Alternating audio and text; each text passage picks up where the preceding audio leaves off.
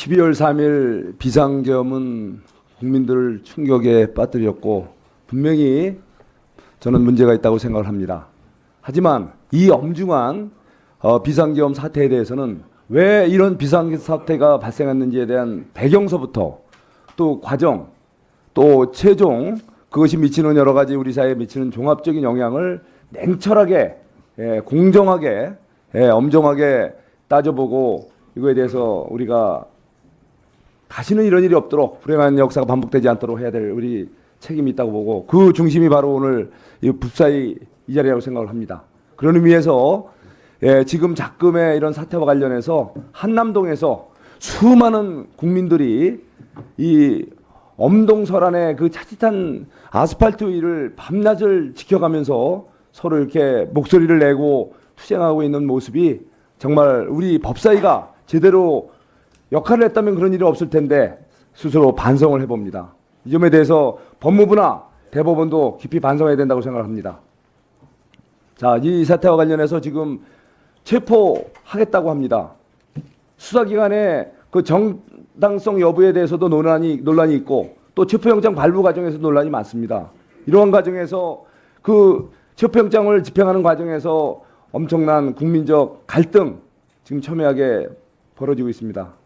이 엄중한 시기에 그래도 이런 모든 문제를 좀 해결하고 제대로 따져보자고 오늘 이번 특검법을 발의한 거 아닙니까? 저는 그런 의미에서 좀 전에 대법원 우리 법원행정처장님 말씀하신 대로 한번 제대로 된 수사를 한번 해보자는 취지에서 이번 특검법 발의에 대해서는 공감을 합니다. 하지만 저는 이 특검법 자체의 제목서부터 내용에 상당한 문제가 있다고 생각을 합니다.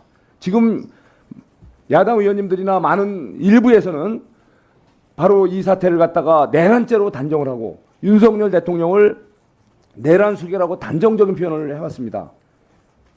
분명히 확정된 바 없죠, 우리 처장님? 그렇습니다. 단정적인 표현은 해서는 안 됩니다. 예. 냉철하게 따져보고 수사해서 결과가 나올 때 그 다음에 우리가 얘기해도 늦지 않습니다. 그런 의미에서 저는 이번 특검법의 제목은 윤석열 정부의 내란 외환 행위의 진상규명을 위한 특별검사 임명에 관한 특별법이 아니라 1, 2, 3 비상계엄 관련 의혹 규명을 위한 특별검사 임명에 관한 법률 제목부터 바뀌어야 된다고 생각합니다. 그리고 또 이 법안 제2조와 관련해서 수사 대상에 제8호에 보면 애완죄 관련 조항이 들어갔죠. 비상계엄과 관련하여 일소위에서 수정을 하셨다고 그래요. 비상계엄과 관련하여라는 표현을 넣고 해빈쟁지역 파병, 대북 확성기 가동, 대북 전단 살포, 대폭 확대, 무인기 평양 침투, 북한의 오물풍선 원점 타격, 북방 한계선의 북한의 공격 유도. 자, 이 부분에 일부는 국민들이 공감할 수 없는 부분이 있고 일부는 실제 발생하지도 않았는데 한 것처럼 규정된 게 있습니다. 우리 북한 한계에서 북한의 공격 유도한 게 우리가 있었나요? 여기서 답변하기 어려울 거예요. 또 무인기 평양 침투 이거와 관련해서 여러 가지 논란이 있을 수 있어요. 그 다음에 북한의 오물풍선 원점 타격 한 적이 있나요? 자, 이러한 이 법에 내란 혐의로 조사하는 건 좋다 이거예요. 그렇지만 단정을 할 수는 없잖아요. 그런데 여기에다가 또 이것도 부족해서 애완죄까지 넣겠다는 거예요. 지금 하나하나가 우리 대한민국 안보를 담보하기 위한 정상적인 행위조차도 마치 애완죄처럼 이 문구에 들어갔다는 것은 이건 한마디 이 법의 정당성을 상실하는 겁니다.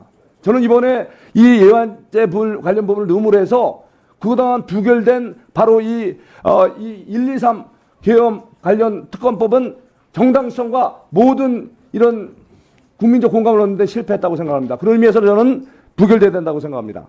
자, 다음에 또 있죠. 자, 2조 1항 11호에 보면 여기에서 1호부터 10호까지의 각종 사건 수사 과정에서 인지된 관련 사건도 수사 대상에 넣도록 되어 있습니다.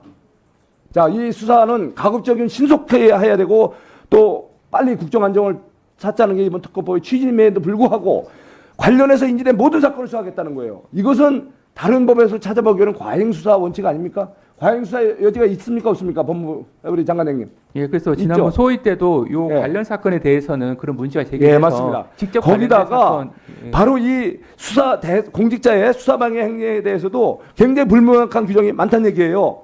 직무수행을 배제할 수도 있고 관련해서 또 여러 가지 문제가 있고 그다음에 특별검사 추천권에 관해서도 대통령이 유사시 되는 대법원장을 추천하는 사람이 임명이 안 될 경우, 대통령이 할 경우에는 임명을 간주하는 대통령 임명권을 박탈하는 그런 바로 상권분리 정치로 관한 규정도 갖고 있다는 거죠. 또 하나, 그 다음에 이 또 과도한 또 인력과 기간이 된다는 거죠. 그동안에 제일 많으신 국정농단 사건 때에 특검보다도 훨씬 더 많은 155명.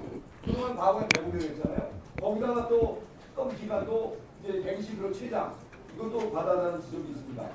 그리고 또 정리해 주시죠. 이런 사건의 보고를 통해서 수사 대상자의 명의를 훼손하거나 사생활 침해 우려가 있다는 점 지적되지 않습니까? 그리고 압수수색 등에 대한 특례에서 바로 이 군사비밀보호법, 국가정보원법에 또 불구하고 이렇게 증거수집에 입자도록 하는 면에서 국가 안보와 국정 운영에 심각한 타격을 줄 수 있는 내용이 이 법안에 있다는 점에서 저는 이번 특검법은 다시 한번 여야가 머리를 맞대고 제대로 된 법명과 그리고 제대로 된 내용을 담아서 다시 한번 발의했으면 하는 생각이 듭니다. 이거에 대해서 우리 법무장관님 의견을 말씀해 주십시오. 네, 위원님께서 말씀하신 부분들 다 종합적으로 고려해서 합리적인 방안이 도출될 수 있기를 기대하겠습니다. 잠깐만요. 송석준 의원님, 그 답변 포함해서 5분입니다. 저 지키려고 노력했는데 어쩔 수 없이